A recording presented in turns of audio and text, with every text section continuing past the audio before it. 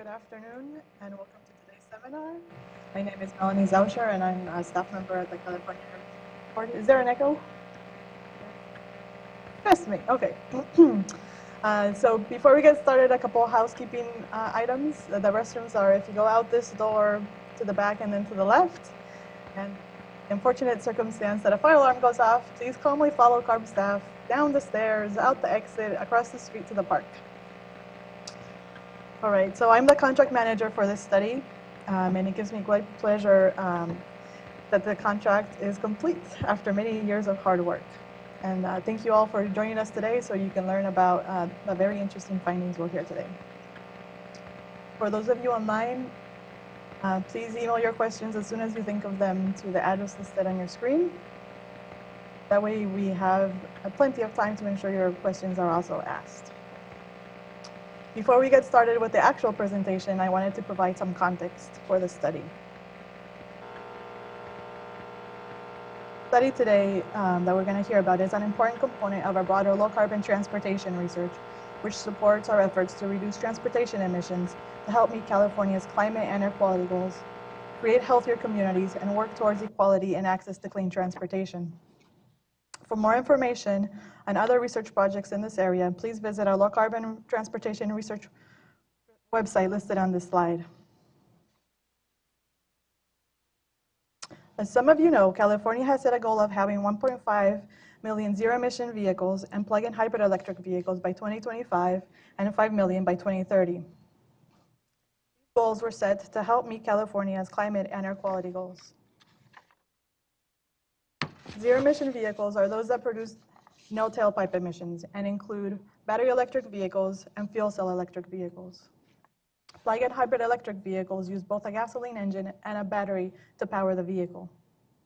To help accelerate the zero-emission vehicle market, California requires, through the Advanced Clean Car regulation, that automakers either produce and sell zero-emission vehicles or buy credits.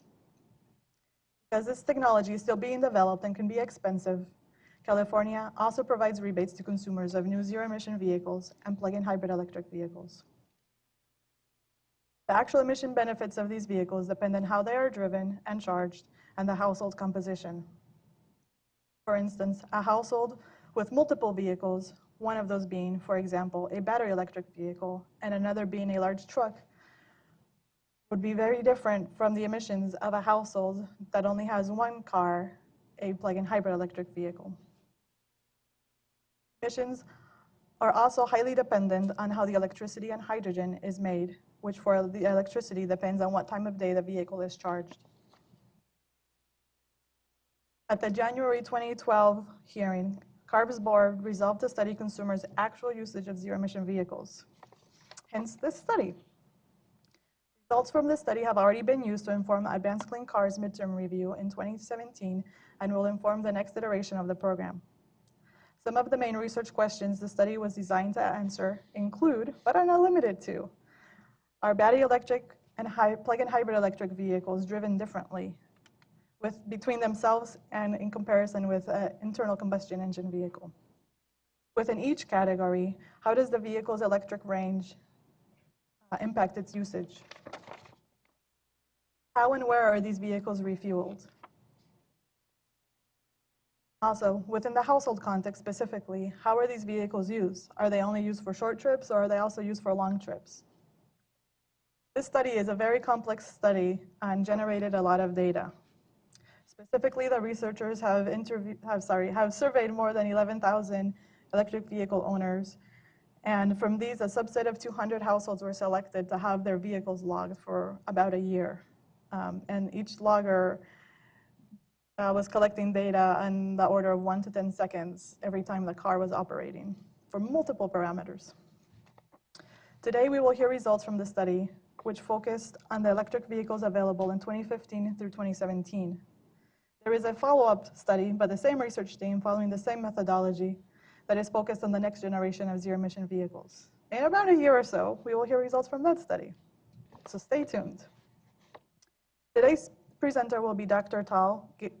Gil Tal, the director for the aptly named Plug-in Hybrid and Electric Vehicle Research Center at the University of California, Davis. He is a leading expert on electric vehicle travel behavior, as well as understanding the role that incentives and infrastructure play in the electric vehicle market. He also researches the electrification of new mobility services.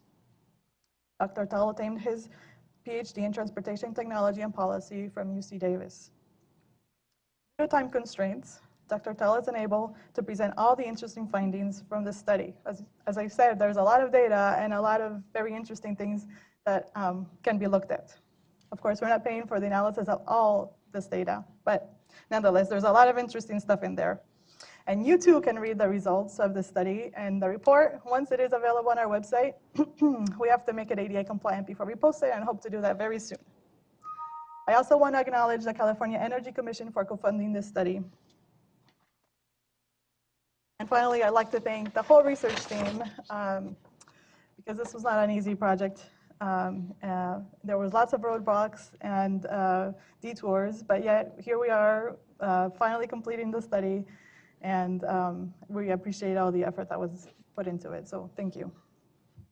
With that, I'd like to invite Dr. Tal to present his presentation, and then if you have any more questions about the general background, here are some resources.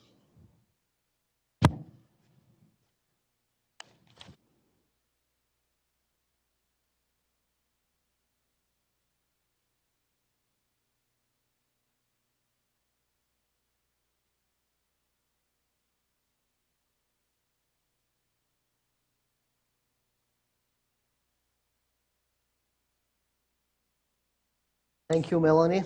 Thank you for the opportunity to present this walk. And I have to add to what Melanie said, that it was a very complicated project, a very complicated data collection project.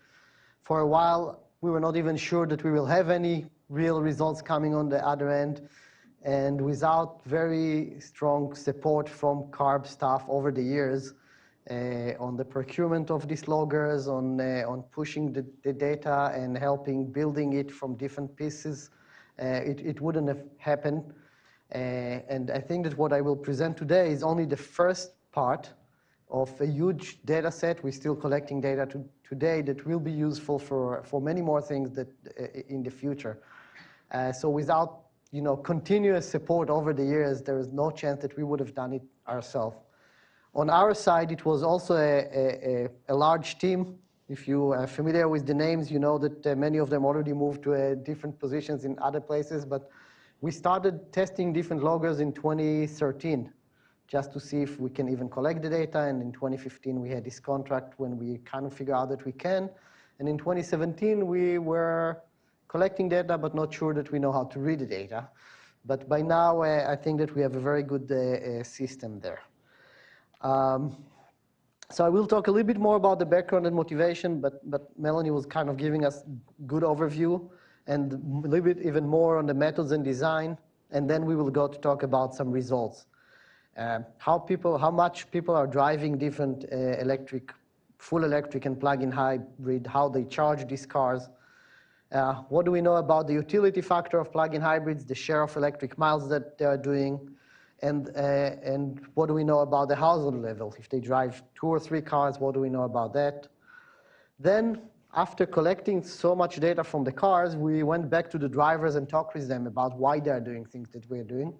And as usual, when you send Ken Coroni to do good interviews, you come up with surprising results, and I picked just a few of them. And the last part will be about PHEVs and engine starts, which is more related to cold starts and to criteria pollutions, a little bit different topic that we added to this project. The conclusions will be just few of a much larger sets of conclusions that we can talk about. So I don't think I need to repeat this one, so maybe we can save time, but the idea is knowing how these cars actually behave on the road, in a household, not on the dyno, not doing some simulation, but actually with real people for a full year on the road, collecting second by second more or less data, collecting charging data, knowing where they are and everything about them for a full year. Now I have to admit that with all the support from CARB, in the end, this is a data collection project. this project haven't had any large research or analysis component to it. Most of the time and the people involved in it were into data collection. We are lucky to have a lot of students that are interested in more than that and need their dissertation, and also we are, as researchers, always push forward. So we already have many papers that are much deeper analysis published and under review, and we will have more. And we are using this data to go after more projects and more opportunities. But what I will present today is just scraping the surface of how much deeper we can go with the results. So we started with a recruitment survey. We called it a recruitment survey. It was a 40-minute survey on average. So we asked them everything under the sun. How do they travel? Why they decided to buy this car? Where do they live? What's their income? Everything we could to ask them.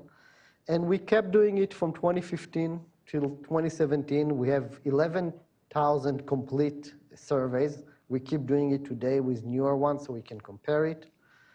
And from this group, we invited everyone at the end of the survey. We asked them, are you willing to participate in the logger study? And if they check this box, we selected the people for the next group. The next group contained 264 households in 4 waves. We were trying to recycle the loggers. So a logger was used for a full year. Then we uninstall it from one household, install it to a new household in order to save the cost of buying a new set of loggers. And we try to collect all the parameters on the vehicle to be able to estimate energy consumption of the vehicles. Battery state of charge, fuel level, not really walked, speed, RPM, location, charging level in kilowatt hours, etc. At the same time, we install loggers on all the ICEs in the household, almost all the ICEs in the household, and we're trying to know how much they were being used, what's the energy use of the ICEs in the household, and we did interviews for a subset of those. All of this data was streaming into our servers from the vendor in different ways. The data was changing all the time, and the biggest challenge was to make sense of the data. Each car had different data stream, each model, and also the loggers were changing over the years, and the cars were changing over the years. So we had a continuous change of the data was streaming into, and we still have a continuous change of the data streaming into our servers. We also have a continuous learning curve because the vendors don't always know what they are streaming to us. Their understanding of what the logger is streaming is not always much better than ours, so we are learning together while the data is coming in. As I said, it's a continuous learning experience.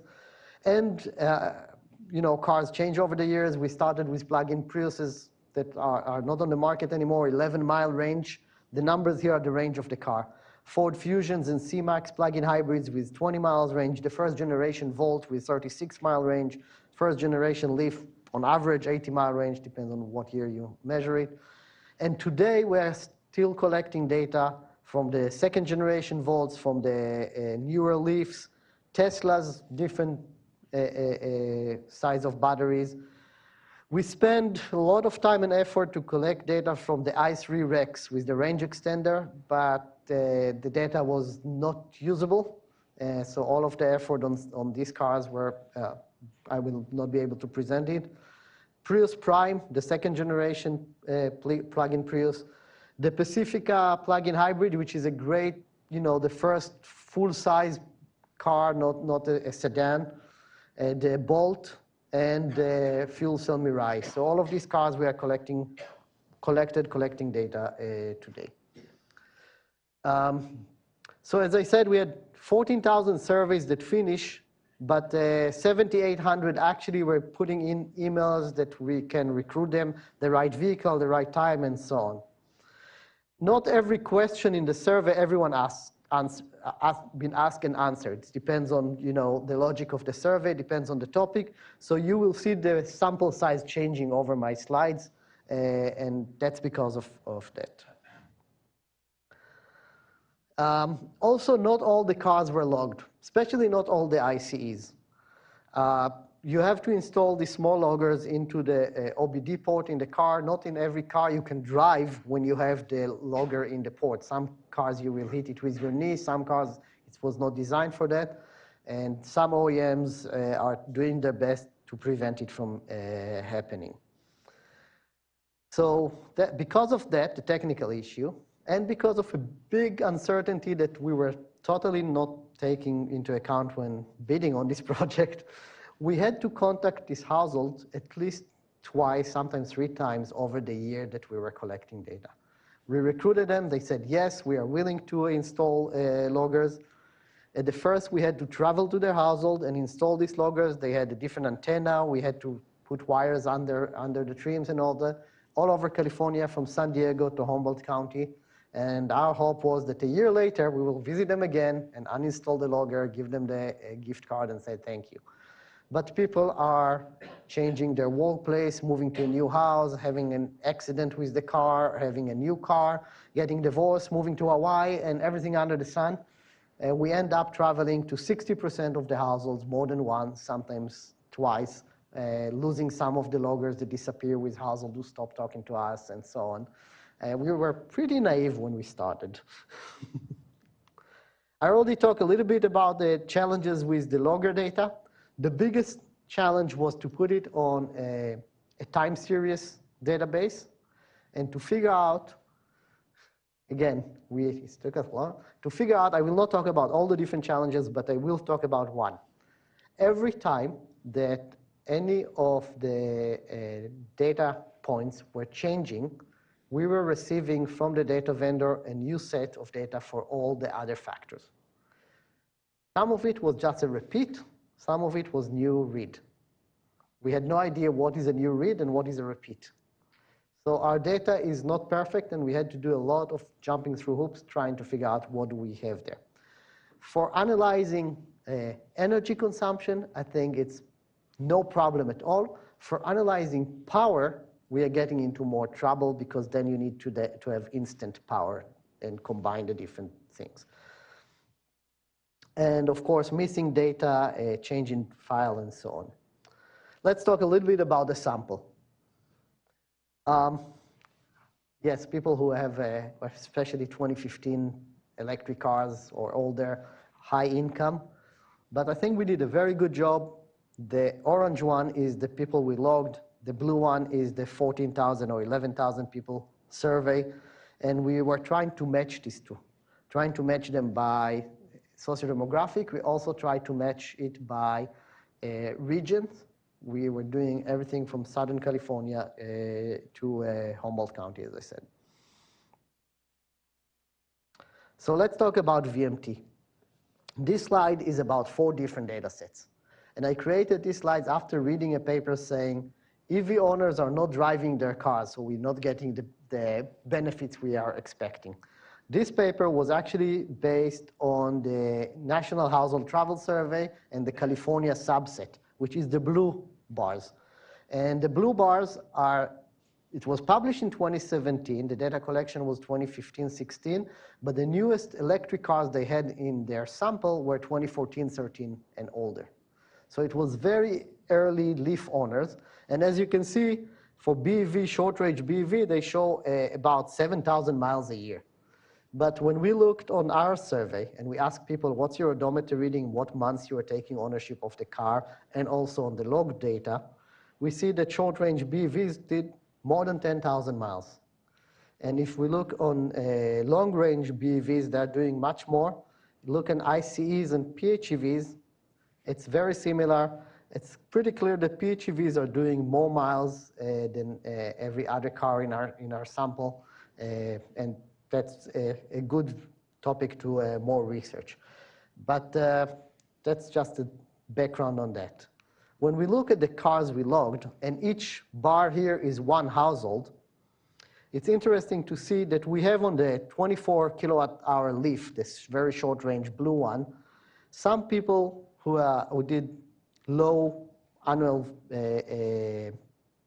average daily VMT, 12 to 14.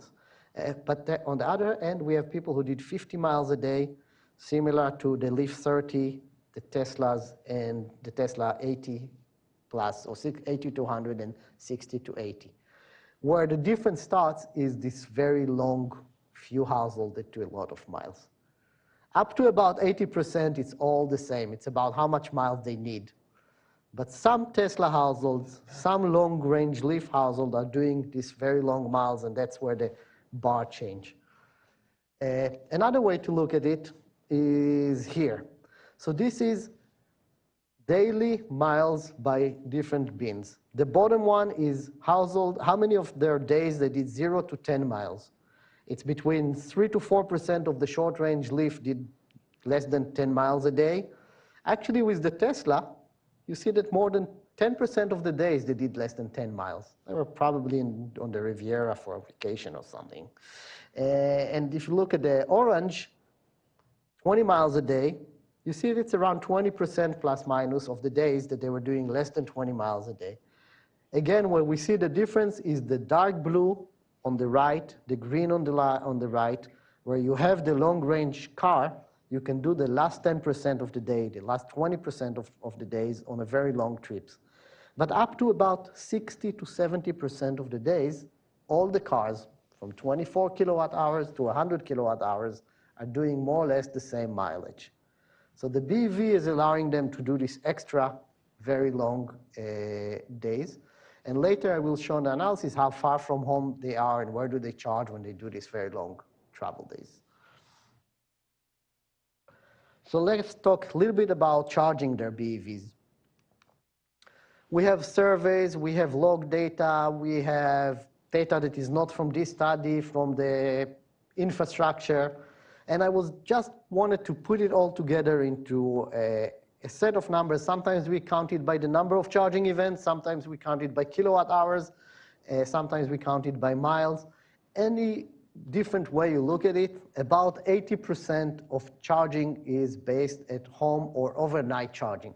Maybe the right way to say it is overnight charging.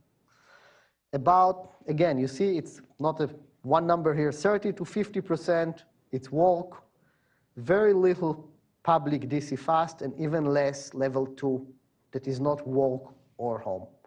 And this is, whatever way you look at it, that's kind of the big pyramid.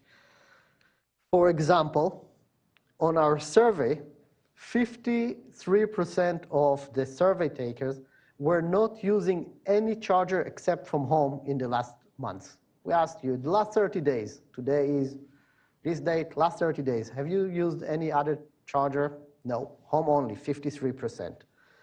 If you add to it 16% who did home and walk and 13% who did home and other, which is usually Tesla drivers who have free fast charger and they stop, when they're doing the shopping for a free charger.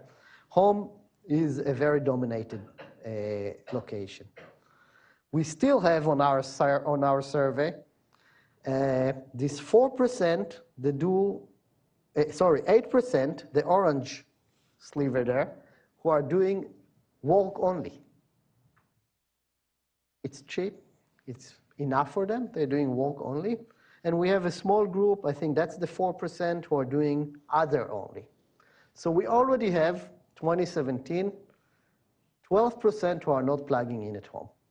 I have to admit that in 2017, we were not smart enough to ask them. So I will show a slide now from 2018. So it's not the same group, just to make sure that you know it. On the 2018 survey, I did ask these guys who are not plugging in at home, can you? Okay, you're not doing it, but can you do it if you need to? And if you look at all the way to the right side, you have people who already have a level 2 charger at home. 15% of the BEV owners who are not using home chargers have a level 2 charger at home.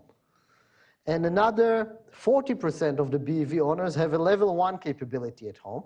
So it's already, we are at 55% of the people who are not using home chargers can do it. And we need to know that a lot of the charging behavior, one of the papers that I list there, is about the impact of price of home electricity, price and availability of workplace chargers, and so on the behavior, people just substitute. It's not that they cannot use home chargers, they just have a cheaper option, at least half of them. Still, we have half. Depends on how do you count it. I don't think that extension cord is a valid option. So we have about half that cannot charge at home. So today, on our new survey, we have about 5 or 6% of the PV owners that cannot plug in at home. That's also an important point to make. Another important point to make about charging behavior is fast chargers. In this point, actually, is the white space above the bars that I'm always focusing on. 60% of the Leaf and Tesla drivers, they have it for free, did not use a fast charger in the last months, in the last 30 days. Everyone is using it at least once or twice. You know, they bought a new car, they plug it in, it's fun, thank you. But 60% did not. And about 80 to 90% of the Bolt, VW Golf, and i3s were not using it. So for the last months before the survey, they were not visiting a fast charger even once. We have a small group who are using it. Most of our BEV owners are not using it. Again, on a different survey, different set of questions. Can you use one if you need to? Yes, many of them have the opportunity. They just don't have the need. They don't have the need. They have home chargers. They have usually a lot of time workplace chargers. And these chargers, they may use it once or twice a year, but not on a regular basis. How much electricity they take every time they plug in? That's not a surprise. This is all full electric cars.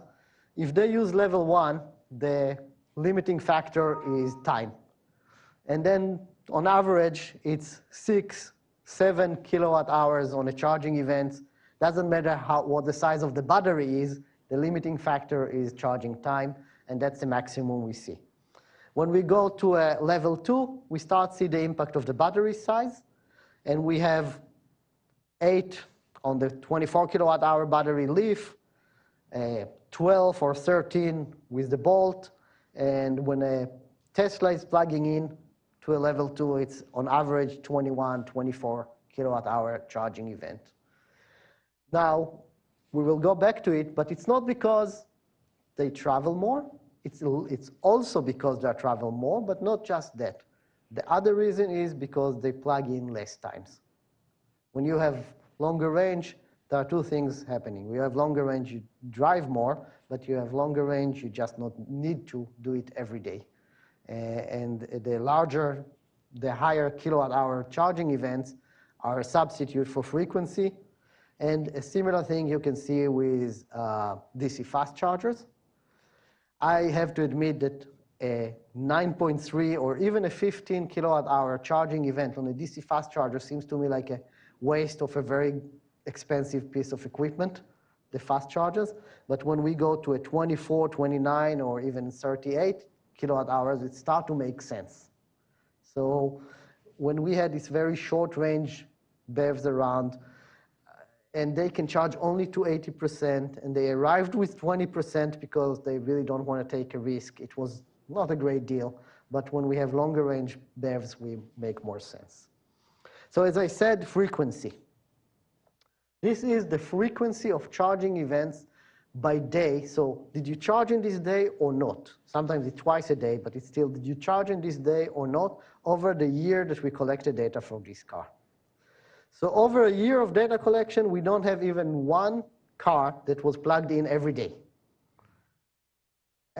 Pretty kind of obvious, people are not at home all day. We do have this one Tesla and the green top there that was almost every day plugged in his car. But if you look on average, we have a Leaf, the short range Leaf are clustered at the top on the 60, 70%. They have to plug in almost every day. That's the cluster. And when you go to longer range cars, it's much more spread. Some people plug in every 4 or 5 days. Some people doing it more, but it's much more spread. It's much more about their availability and need than the range of of the car. And when we install, how many chargers do we need for X number of cars? That's kind of part of the answer. Depends on how often they're plugging in and where. And with BEVs, it's the energy mostly come from level 2. Level 1 is the bottom blue there. It was important for some of our short-range Leafs, 24 and 30 kilowatt hours. But most of the energy for Teslas and for short-range Leafs are coming from level 2. We can also see it in Bolts, just the same with the new data. And fast chargers, because they're free, in some households they're being used quite often. So for the Teslas, it's about 15 to 20% of the energy. And for the Leaf 30, it was 25% of the energy. Why for the Leaf 30 it was 25% of the energy? Because when we logged them, the Leaf 24 kilowatt hours were older and were already out of the free charge for charge. And the Leaf 30 kilowatt hours were still under the free charge for charge, so they were doing more DC fast chargers. It's not about the vehicle, it's not about the technology, it's about this group still had free chargers, this group already had to pay for it. That's a behavior thing. And when they plug in, when do they plug in? It's a very important question for the energy side, for the energy sector, for modeling, GAG, and so on. There is, I think, 2 important points here, or 3. The blue 8 to 9 a.m. peak, that's workplace charging. About 5% of the charging events happen when people show up at work. Then we have this dip, and at 4 p.m., we're starting to see this growth when people start driving home, and it's keep growing all the way to midnight. I was expecting to see a PM peak, same as we see at 5 p.m. when people drive back home. We don't see a PM peak. And I've seen some other data sets that are not showing this PM peak. But we do see a huge peak at midnight. And this is timers. About 12%, 10 to 12% of the sample are using timer. So we have a huge peak now at midnight. It may or may not be a problem that we want to fix, but we do have a midnight peak today. And as I promised, where do they plug in? So this figure behind me is taking out everyone who plug in at home. So everything that happened less than a mile from home, this is the GPS location. We assume that it's a home and it's just a noise, and we clean it up. These are the charging events that are more than 1 mile from home. Level 1, that's the green, have a peak at about 10 to 15 miles from home. That's the workplace charging on level 1. And then you can see DC fast, 25% happen 1 to 5 miles from home. 25% of the DC fast charging events happen less than 5 miles from home. And we have another kind of like less than 20 miles from home. And it's all kind of going down. Doesn't matter what car it is. It's including Leafs and Teslas and everything. And then when we go the far end of more than 100 miles, we don't have a lot of level 2s more than 100 miles from home. It's about 2 to 3%. We have a lot of DC fast. Well, about 8%, what is it? About 8% of the charging events happens more than 100 miles from home. And about 10% of the level 1 charging events that are not happening at home, not excluding home, are happening really, really far.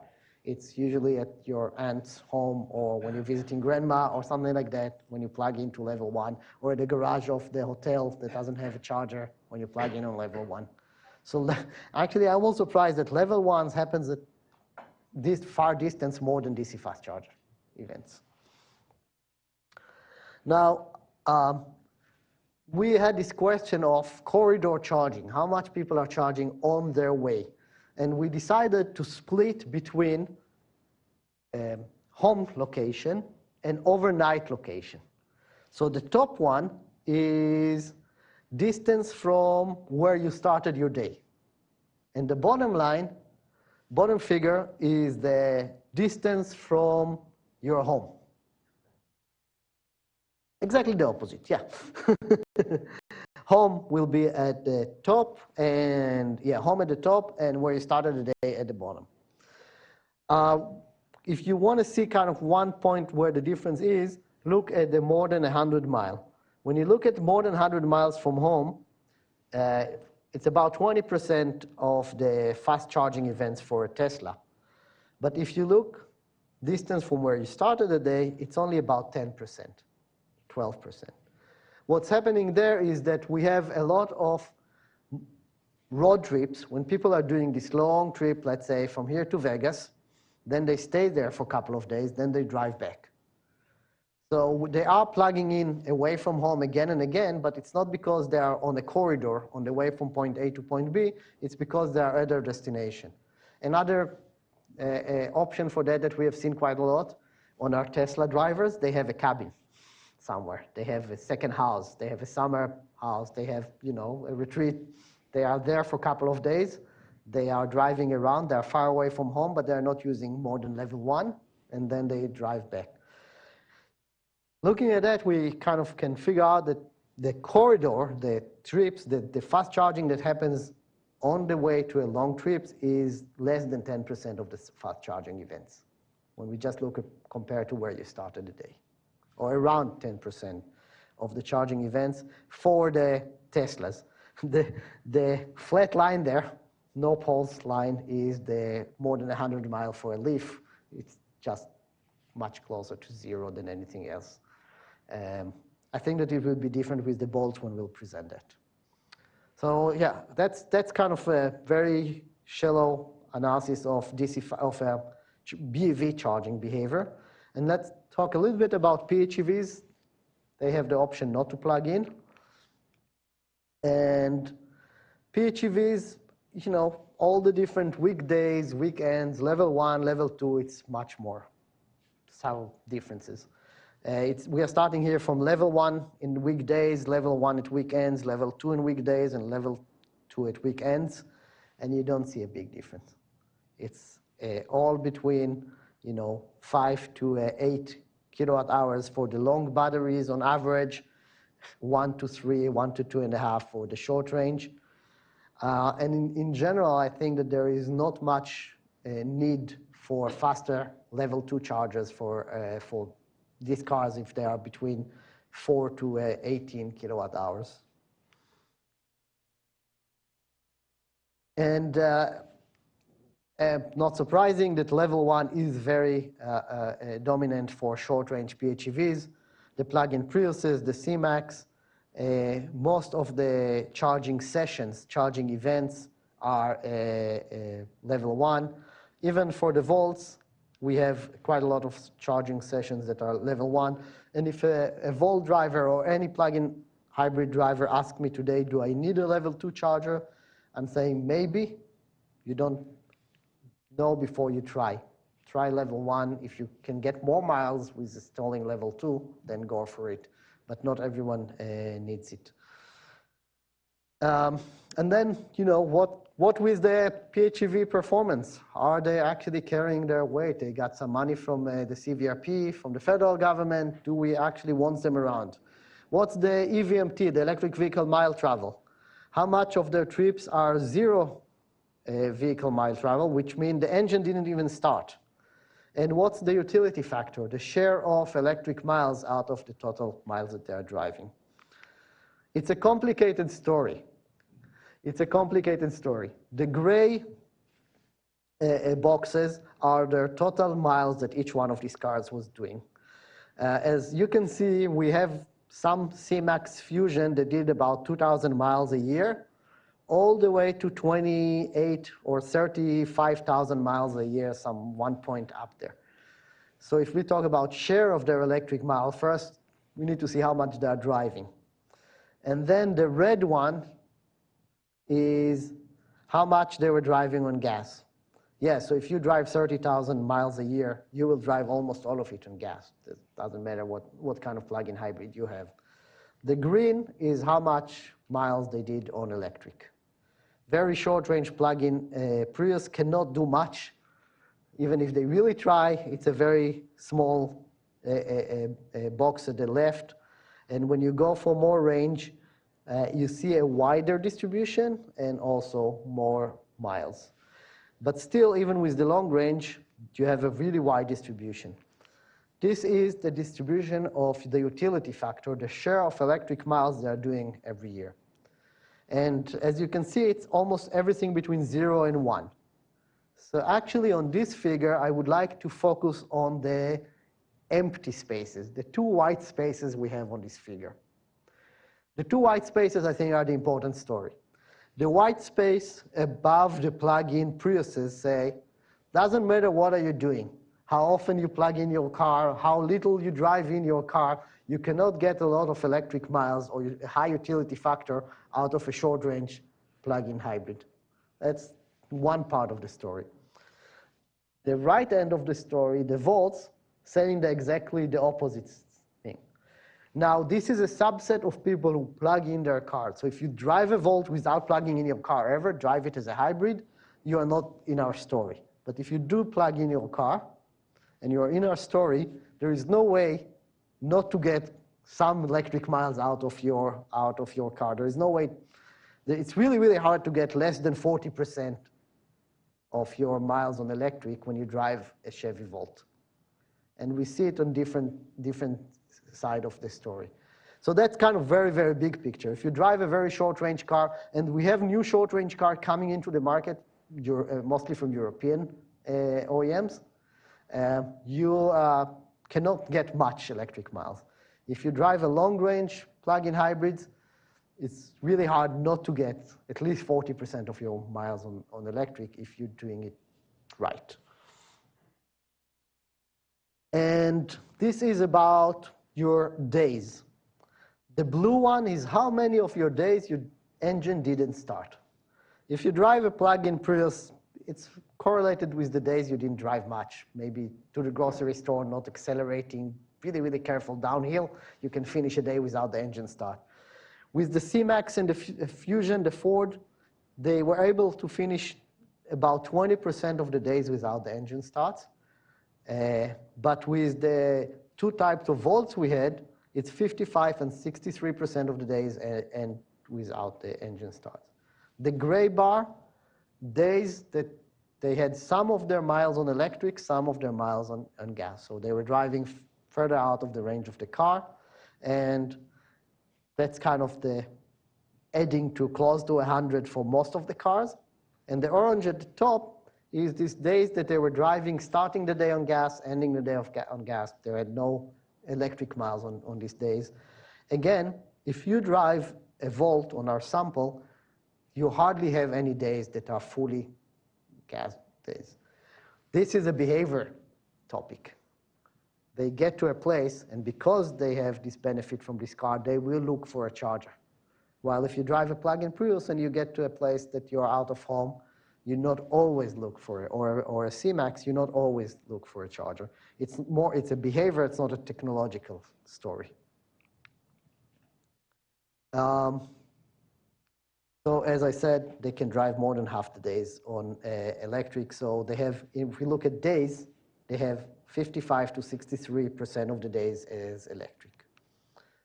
So if we combine all these utility factor stories together, the gray one is what we were expecting them to do based on the SAE utility factor. The SAE utility factor assume 1 charging event every night. So you start a day with a fully charged battery, and the driving distribution based on the NHTS, how many miles a day they're doing. And based on that, we were expecting the plug-in Prius to do almost 30% of the miles on electric. We only get 15% on the cars we were logging. If we add to it the people that on the survey told us that they are driving on gas only and not plugging in, only 12% of the total miles of a plug-in Prius were electrified. The other 88% are pretty good hybrid miles, but not electrified. We still see a big difference with the C-Max, 45% expected, 33% measure, adding the people who are driving on gas only, 28%, that's our bottom line on this one. With the Volts, the differences are much lower, 66 versus 60, or 76 versus 64. Why we have these differences? We have 4 reasons. On the list of papers, I have a paper under review that kind of put what the % of each reasons to the difference. Reason number 1, people drive more than what the utility factor was expecting them to do. If you do 30,000 miles a year, your utility factor will be half of what if you're doing 15,000 miles a year. Reason number 2, the efficiency of the cars is not as high as the utility factor was expecting because they are using one driving cycles and Californians are driving faster. Reason number 3 is that they are not plugging in as much as we expected. We expected once a day and they're doing less than that. Actually, on our sample, many of them are doing more than that. So it's kind of balancing it. And the last reason for the difference between the utility factor and what we see here is, what is the last one? We do have 4. So we have charging behavior, we have total miles, we have efficiency, and I can't remember what the 4th one. If I remember, I will come back to it. Okay, we talked car till now. Let's talk household for a second. But before we talk household, let's talk GHG for a second. Because utility factor and GHG is not the same. The green line is what we see on our log cars, what the utility factors of these cars. As I said, 12% for the Prius, about 32% for the C-Max, 60 something to the Volts, and big surprise, the utility factor for BEV is 1. All of their miles are on electric. But when we use the average grid numbers and we use the conversion from gasoline, it's not that bad to drive it on a hybrid. So a Prius, on average, on our data set, did 220 grams per mile. A Volt that had a lot of their miles on electric, 180, 170 grams per mile. And their full electrics, if it's a light, efficient Leaf, it's about 190. If it's a heavy Tesla, it's about 140. So the difference between a Tesla and a plug-in Prius that use the same electricity is between 220 and 140 grams per mile. It's still a big difference, but we have to remember that it's not just about the EVMT. We have another factor that we need to put in. So households. Households, it's a mess. 220 households, it's 220 different stories. And we are trying to make some statistics here. Because they have different ICEs, they have different driving behavior and so on. Let's try to kind of put them all together. The 77 blue ones are 1 ICE, 1 plug-in hybrid. The 51 orange are 1 ICE, 1 BEV. The 47 gray are only 1 car household with a single plug-in hybrid. All the other there are another mixes of 3 cars or 2 PEVs and so on. They're all there. That's a wrong one. I should have come up with much more simple. That's the utility factor of all of these different households I showed you, BEV combined household on one side and PHEV on the other. So on the left side, we have a Leaf 24 that have 2 ICEs, a Leaf 24 that have 1 ICE, and similar on the right. Let's just look at the big picture. Find this Leaf 30 with 1 ICE, 1 BEV. That's a very wide box with red numbers in it. So the utility factor of household with 1 Leaf, 1 ICE, between 0.2 to 0.8. The utility factor of a PHEV, any PHEV with 1 ICE, is more or less same, 0.1 lower, 0.2 lower. There is a lot of overlap between the utility factors. If you go to utility factors of longer range cars like the Tesla, again, I think that the important part here is the white space. There are no wide distribution anymore. They don't have a lot of lower end utility factor. They're all on the higher part. Well, for the PHEV, you always have this really wide distribution. Let's try to dig a little bit deeper. Another too busy one. The dotted red is your PV utility factor. So you can see that's the one I already showed you before. You can see how it's grow for plug-in hybrid and then how it's 1 for BEVs. The dotted green is the utility factor of the household. And again, it's growing when you have more range PHEVs, and then when you have more range BEVs, it's keep going up. Another way to look at it is orange is electric miles in the household, gray is gasoline miles in a plug-in hybrid, and blue is gasoline miles in your ICE.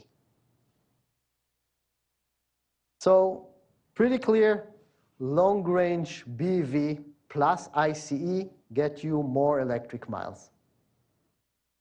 That's pretty clear. What I'm not showing here is the GAG.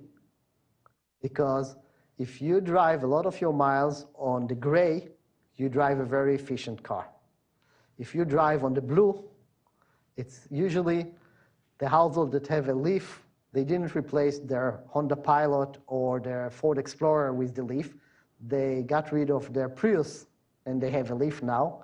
And they're still driving their Ford Explorer or Pilot or any of these big SUVs on their blue one.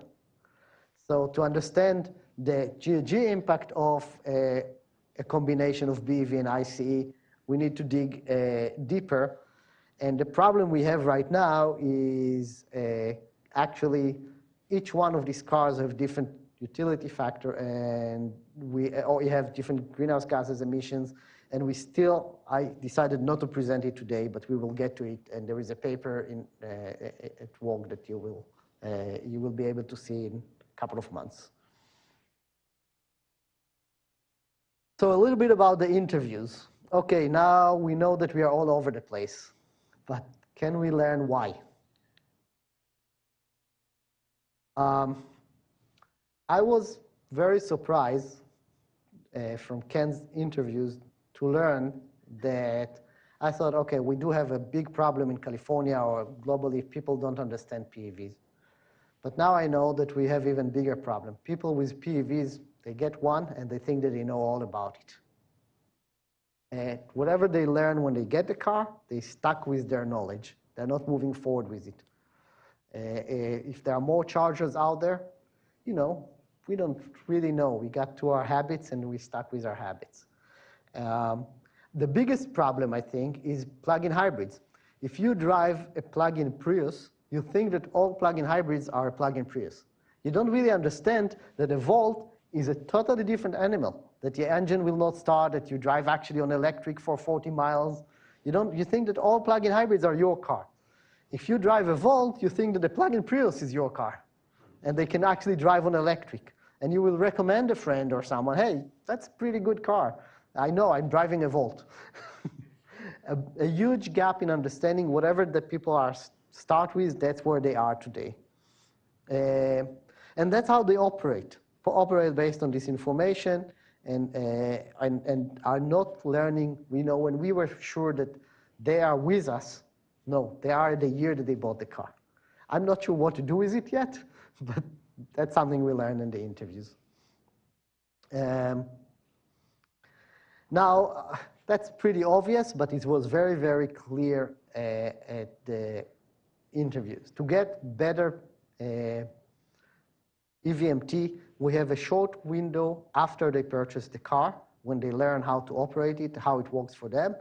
And if they need an EVSE, that's the time to give them an EVSE. If they learn that they have a workplace charger, that's what they will do. And that's the window. The motivation to buy the car have a big impact on the way they drive the car. We interview a person who went to buy a plug-in hybrid. They offer him to show him how to plug it in, and he said, oh, no need. It's only for the sticker. So if that's what you're doing, you're not getting any miles. If you're driving if you care about the environment, if you try to save money, if you have infrastructure, if you have seen charger at work, you will get much bigger impact. There is, of course, always this balance between trying to sell as many cars as we want and trying to sell them to the right people. Now, I'm not saying that HOV sticker is a bad incentive. It's a very, very good incentive, but we see less of this impact of not plugging in if you drive a longer range PHEV. We see more of this impact if you drive a short range PHEV. And I think that we need to think about, incentivize chargers for the right households. Not for a short range PHEV, for the long range, for BEVs for sure. When we put more chargers, we get immediately more electric miles, immediately less greenhouse gases. Last topic that will be pretty fast is engine starts. The motivation here is cold starts are most of the criteria pollution.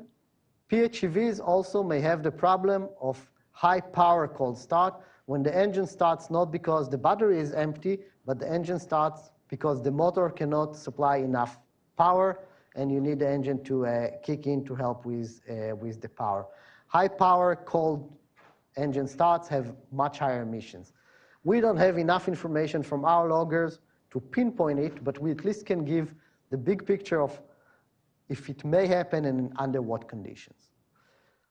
To start, I'm going back to the slide I already showed, saying that if you drive a long-range PHEVs, you have no engine starts, cold, hot, warm, on more than half of your days. That's very good for criteria pollutions. If you can finish most of your days without engine starts, yeah, that's done. But if you do have the engine start, how many of these starts are cold? How many of these starts are warm or hot? So what we have here is the temperature at the first start, that's the blue, and then the temperature at the second and after starts at the trip, that's the red. So if we look at the CMAX and the Fusion on the left, 60% of the first starts happens in ambient temperature, about 50 to 100 degrees. Then we have this slope going up to 100. That's when the engine starts after it was walking a little bit earlier. And then we have these hot starts. For the second start of the engine, if the engine already starts, there is not enough time for it to cool down. The second start of the engine, 99.6% of the second start of the engine are hot start, and the other 0.4% need to dig deeper. They are warm, but maybe not fully warmed. Similar with the Volt, you have about 40% cold start, and then for the first one, the rest are warm, but the second start, in most cases, are hot starts. Now, do we have an engine start because we need more power, or do we have an engine start because the battery is empty and we're moving from electric drive to gasoline? This figure here is share of engine starts as a function of the battery SOC. And we have three cars here, the Volt, the C-Max, and the plug-in Prius. You can see that there is a kind of a zoom in the middle on this knee there. You see that for the plug-in Prius, 32% of the engine start were when the battery SOC was 0. The rest of them was when the SOC was higher than 0. Up to a 12%, we have this, a jump there. The reason it's like that is because the Prius is reporting it in a full units. That's the only reason. We get 1, 2, 3. We don't know more than that. And then above about 12% SOC, we have another 20% of the engine starts that happen at high SOC. It's similar for the Ford and for the Volt, but the much narrower SOC. We either have 0 or full.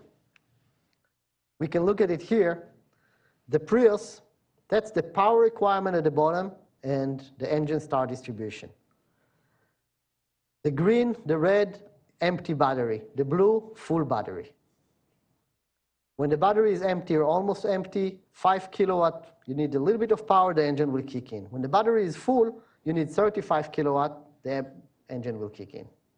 So it's still very low power, the engine will kick in. For the Ford, the battery is empty, the engine will kick in at 510 kilowatts.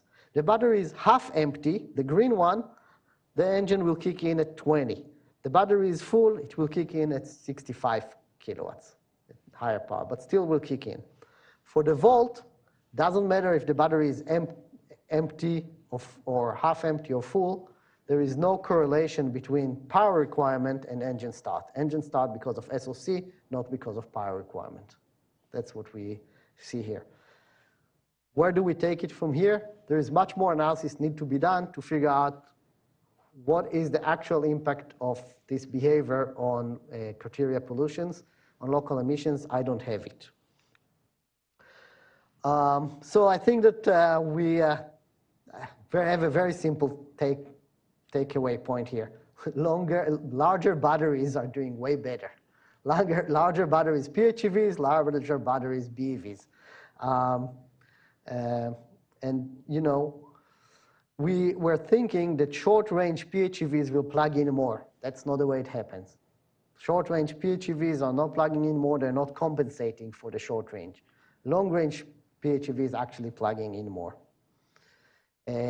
Blended PHEV have lower utility factor, limited both by the technology and charging and driving behavior. Longer range BEVs have highest utility factor on the household and the vehicle level, of course. And long range PHEVs may not have the cold start issue. The long range, not the short and middle range. Most of the charging events happen at home, most of it. Any way you look at it, any number. Some happen at work. Corridor charging, long trip charging is still a very minor part of the story. And it's not just because these cars doesn't have the range, it's because that's how people use cars today in California. The ICEs, they don't drive much. An average household in California is doing 5 trips more than 200 miles in a year. So that's what we see. Longer range BEV can improve the environmental performance, of course, and future households may have, you know, more than one PEV, and I think that's the next step. Because if we want to go to electrify the entire fleet, we need to start thinking about a BEV, PHEV, a 2 BEV household, and so on. I think that's the next step we need to go. As I said, we have many more papers that are using the data we collected here, and many more are coming. So that's just for you to look at, and I will stop here. Thank you.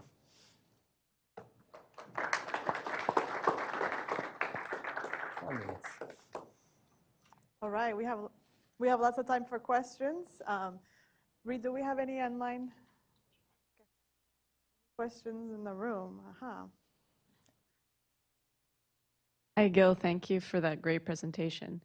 So one of the big conclusions is that people are not using the DC fast chargers as much. Did your survey ask or try to figure out if people were more likely to buy a vehicle if there were DC chargers in their area? And even if they don't use them, is it still important to invest in that infrastructure? This is very tough kind of question. So from the interviews, it's very clear that this map that showed that you can drive your car to New York with DC fast chargers is very important for people to buy electric car.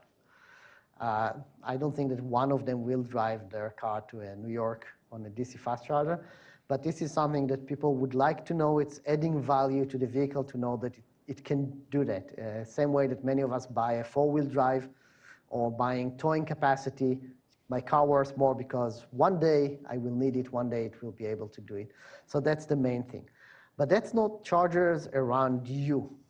So it's a little bit different. I think that people, they're less worried about DC fast chargers around them. And that's something they only learn after they have the car, that it's around them. But I don't want to kind of draw a conclusion for the main market. when we are going to more cars, more people that, more uncertainty, people that have different driving behavior, TNCs, multi-unit dwelling, and in general, you know, 2 cars per household and so on, DC fast chargers become more and more important. It's just a matter of time down the road.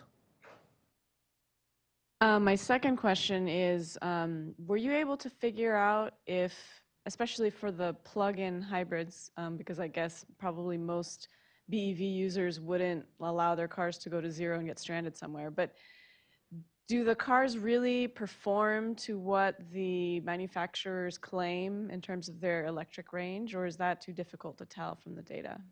So this is the paper that that I said it is one of the 4, saying, yes, Californians driving faster than the utility factor, so the range is lower than what we expected. Also for BEVs, if you drive harder. But in general, I think that the utility, or the EPA range that we see in the US is what's coming up pretty realistic. Yeah. Related to the prior questioner's first question, you, on one of your slides, showed the charging pyramid, but it appeared to aggregate all of the technologies together, BEV with fast charging, BEV without fast charging, and plug-in hybrids. How does that pyramid change, especially DCFC usage for individual technologies? Yeah, so I do have some slides showing how much people are using fast chargers for kilowatt hours. And it was very clear that it's free, people use it quite a lot even. We got 25% of the energy for some cars that got free chargers were coming from fast charging. But do they need it? That's a very different question. In general, we see both for Teslas, Leafs, Bolts, new data, old data, that most of the charging, DC fast charging events happens around home, within very short range of quarter of the range of the car sometimes on average, and even less than that.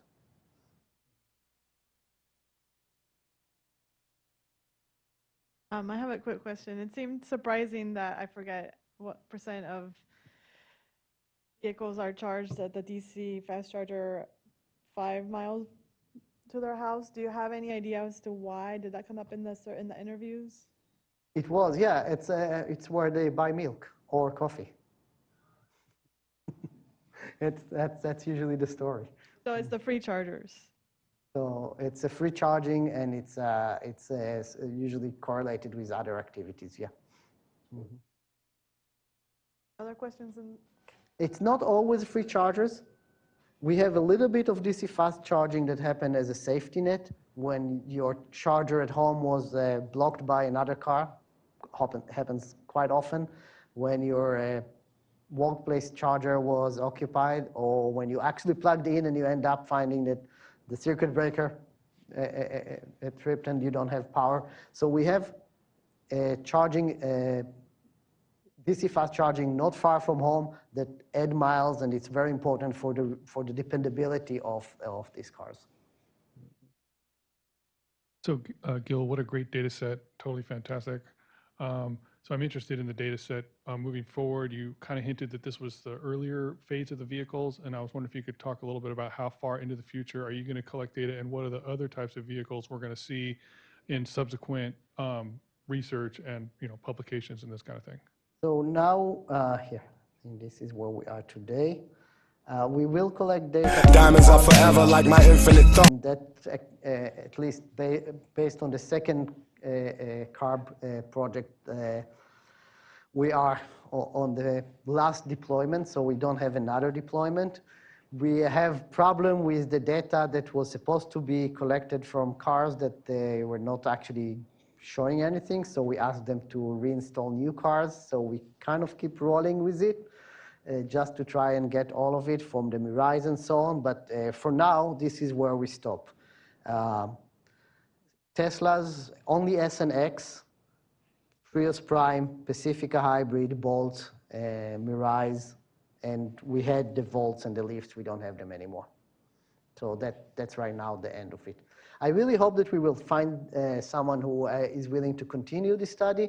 it doesn't have to be, for example, a household, maybe just just the PVs, maybe a simplified version of it. But it took us a couple of years to figure out what we are doing, so it would be a kind of pity to lose it now. I'm going to take a couple of questions from online. One asks, will the data collected in the study, such as EVMT proportion of total VMT for PHEVs and annual EVMT for BEVs, be incorporated into MFAC? If it will be incorporated, that's not part of the project, but it will be at least on the cold start part. That was the goal of this part.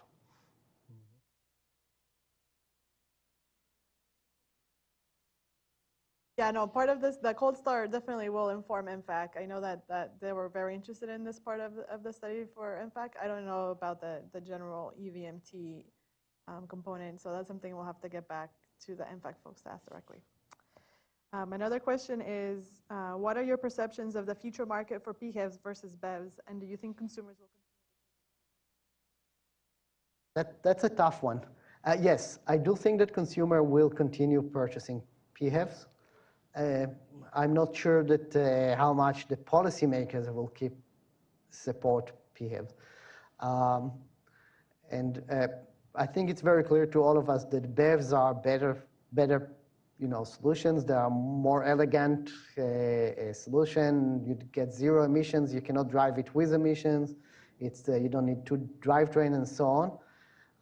But then you do need a lot of fast chargers, and it's hard to have 2 or 3 cars in the household BEV. Even so, I know a few people that have 2 BEVs household, but it's not that easy.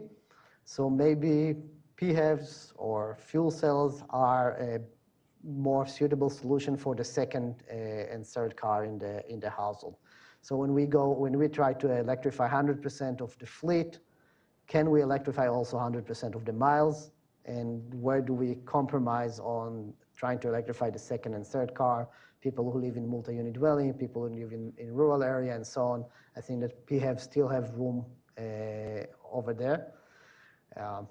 Different topic, we will have to find the right policy not to cannibalize one market with the other, selling PHEVs instead of BEVs. We need to sell BEVs first and PHEVs only second, I think, in the future.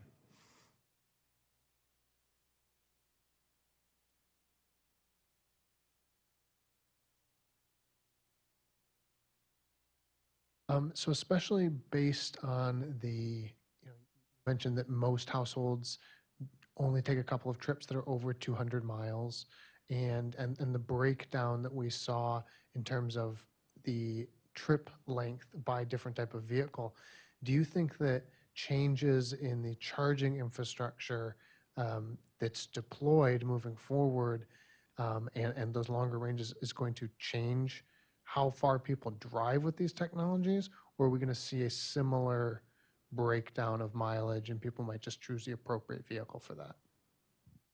Well, let's put aside the 24 kilowatt hours leaf. When people were driving these cars, yes, once we get more range, we get more usage of the cars. When we go to 150, 200, 250 and north miles range, the difference in annual VMTs is starting to be just this tail of very few long trips, and we don't see a lot of difference in the VMT. It's mostly about matching your range to your routine behavior. And if you have a 150, 160 mile range car, and every day you do 100 mile commute, you will have a lot of electric miles over every year. And that's where we see most of the difference. So there is a diminishing return on the EVMT, but the usability of these cars, the willingness to purchase the car, the number of times a year that you will need to find another option is much lower when you have a longer range. Another question from the folks watching online. So this person has had a lot of issues with charger congestion. So they're wondering if your research team has gone out to see how busy the charging stations really are. Could it be that less people use DC fast chargers because there's not enough of them around? Too many people queued up and thus discouraging some of the participants? That's a great question, and probably the toughest thing to do in social science or any of this research on behavior is to figure out what people are not doing.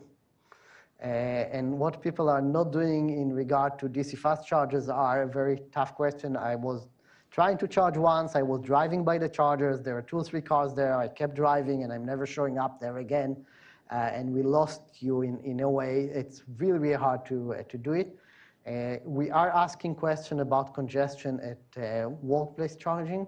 We did ask questions about congestion DC fast chargers, and it's still just scraping the surface on understanding it. I think that the topic of charging infrastructure dependability is something very, very important if we want to get to the main market. I will put one plug into it. Pricing is a very important tool when we want a more dependable charging infrastructure. If it's free, it's first come, first serve. If you need to pay for it, you think about it, do you actually need it there, or is it just a nice parking spot? And there are other tools in making it more dependable. All right, I have another question here. Are you seeing data from the Bolt that is similar to Tesla? Any differences of note? Yes or no? I may kind of jump to conclusions on the data that we're still analyzing, but what I see with the Bolts is very long routine trips, very much like more than ICEs, because people who buy the Bolts usually have long commute and they have a need for an efficient car, and that's one thing. I don't see a lot of long trip as I have seen on the Tesla, and I think that it's not about the range of the Bolt, it's about the size of the car. What we did, a couple of studies showing that the long trips, people take the largest car in the household and not the most efficient car in the household. If they're doing long road trip, driving from Sacramento to LA, if it's one person with one destination, there is a good chance they will fly there. If it's 2 or 3 people with a couple of destinations, they will drive, and then they drive the bigger car in the household and not the most efficient car in the household, if it's a Prius or a Bolt. So if you have a Model X, you are much more likely to drive it to a 200-mile, 300-mile trip than if you have a Bolt. It's not about range. It's not only about range. I have another question online if there's no more in the room. What type of data summaries or aggregation will be available for the public? There's a lot of, again, there is what I want to do and what we can. I have a goal right now to start creating data distribution reports. So to take all of these different figures and create tables in a more aggregate way, and every couple of weeks to release one more report of the data there that can be useful for modeling and so on. That's not part of this project. And of course, no one else would like to pay for it, but we will start releasing more and more of the data. Right now, we will have this final report out in a few weeks, and that's what's out there.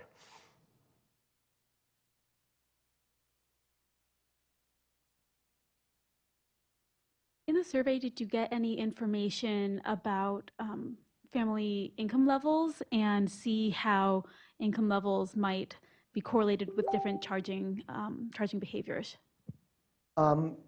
Yes. It's not so much with income level. Driving an electric car is a very cheap thing to do, so we don't have much leverages with pricing. We do for sure see a difference if people live in detached houses with their own driveway and garage. They're way more likely to plug in at home. If they have solar panels, they're way more likely to plug in at home. And it's have some correlation with income, but not a direct correlation with income. If they live in multi-unit dwellings, they're less likely to plug in at home. Maybe another correlation with income is having free chargers at work. If they work for small companies like Google and Apple and things like that, they have free chargers regardless of how many people come with electric cars there. And we see a lot of our Bay Area sample that have rechargers at work and so on. But directly between income, it's there, but it's weak. We do have a good paper on it. It is out. I have another question from the folks watching online. So it says, can you share more on if you collected data as to how and why consumers decided to purchase these vehicles? Yeah, we used the survey to ask a lot of questions about the importance of incentives and the motivation to buy and so on. I think that every person you ask, if you ask directly, they have 2 or 3 motivations why to buy an electric car, and it's usually kind of the usual suspects. I want to be good for the environment, new technology, saving money, and so on. But in the end, it's have to make sense. It's have to make sense. It's all need to be on top of it. People like this, you know, they have this first motivation when they see a good car, and they cannot figure, if they will figure out that they pay more on driving that than driving their gas car, they will not buy it. If it's have big limitation, they will not buy it. If it makes sense, they will buy it. That's what Ken show us on his narratives. People buy these Model 3s now because it's new technology and it makes sense to them, even if they pay a little bit more. And that was kind of wish-wash. There's a couple of papers out there on much more details on the motivation, the impact of incentives, and so on. The last question that we have from folks online was, what was your favorite finding and why?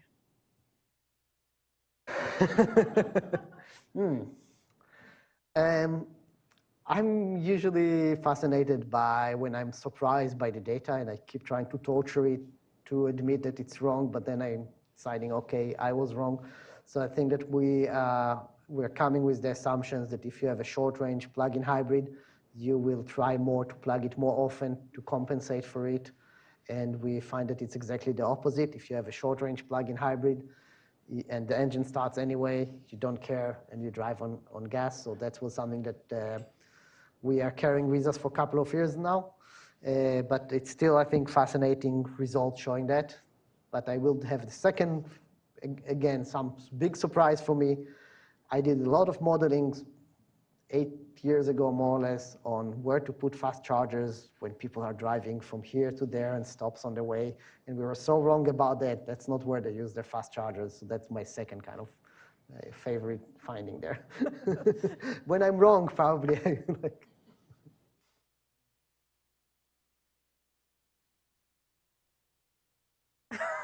oh. Hold on. The question was, what was your least favorite finding? Oh, what's my least favorite finding? I don't know what my least favorite finding. That's much harder. Yeah, it's when we don't have finding, when it's just a mess, and that's happens quite a lot. Okay, we keep getting questions, but was there another question in the room? Is there a correlation between apartment dwellers or those who can't charge at home and the importance of DC fast chargers? And should be. We don't see it in the data right now. We don't see it in the data right now. We don't see people who buy a BEV and don't have an overnight charging opportunity. It's not home. We should kind of be a little bit more careful and don't have overnight charging opportunity or a reliable workplace opportunity as their main charging location. Maybe it will happen in the future. It's not on our radar yet. So what differences do you expect between the first and second generation, and do you think your analysis is starting to come closer to reflecting the common driver, or is there no such thing as a common driver? That's a good question. I have to tell my CARB colleagues that I think that all of the money we spend on collecting data on 24 kilowatts hour lifts is kind of a waste of time right now. It's an historical artifact. It's not something we should use. It's not the regular users. There's more than 100 miles is kind of the minimum that we should look at. And I think that you're absolutely kind of hitting the right point that what range is when we see exactly the same behavior as the regular drivers.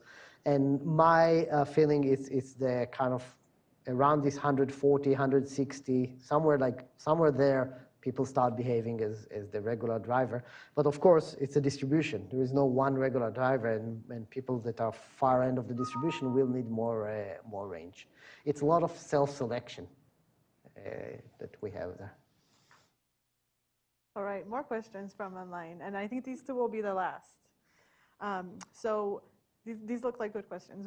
Which location for a level 2 charger, home or public, would you consider be the most cost-effective use of public funds?